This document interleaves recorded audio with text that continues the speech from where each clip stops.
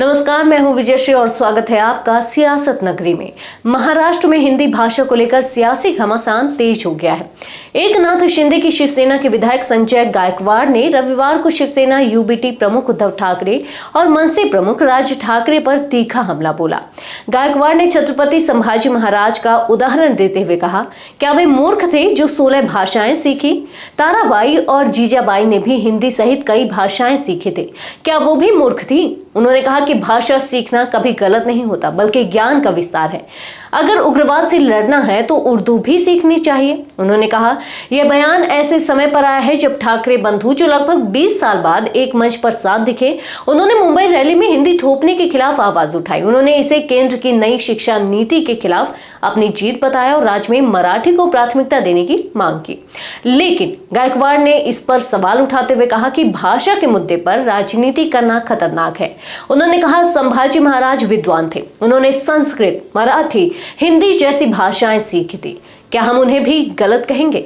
इस बीच बीजेपी भी मैदान में उतर आई। महाराष्ट्र के मंत्री आशीष शेलार ने तो राज्य में हिंदी भाषियों पर हो रहे हमलों की तुलना पहलगाम उग्रवादी हमले से कर दी।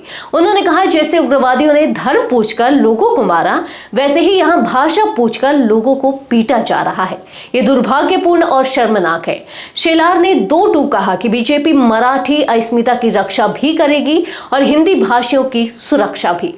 मराठी हमारे लिए राजनीतिक हथियार नहीं, बल्कि आत्मसम्मान का विषय है। उन्होंने कहा, मनसे कार्यकर्ताओं द्वारा मुंबई के भयंदर इलाके में एक दुकानदार को पीटने का वीडियो हाल ही में वायरल हुआ था, क्योंकि उसे मराठी में बात करने से इंकार किया था। इसी घटना ने पूरे विवाद को हवा दी। बीजेपी नेता नितेश राणे ने भी इस पर आपत्ति जताई और कहा कि महाराष्ट्र में सभी भाषाओं को सम्मान मिलना चाहिए। वहीं शिंदे गुट के नेता प्रताप सरनाईक ने भी साफ किया कि मराठी पर सिर्फ मनसे का एकाधिकार नहीं है। जैसे जैसे 2025 का चुनाव नजदीक आ रहा है, महाराष्ट्र में भाषा की सियासत फिर से गर्मा गई है।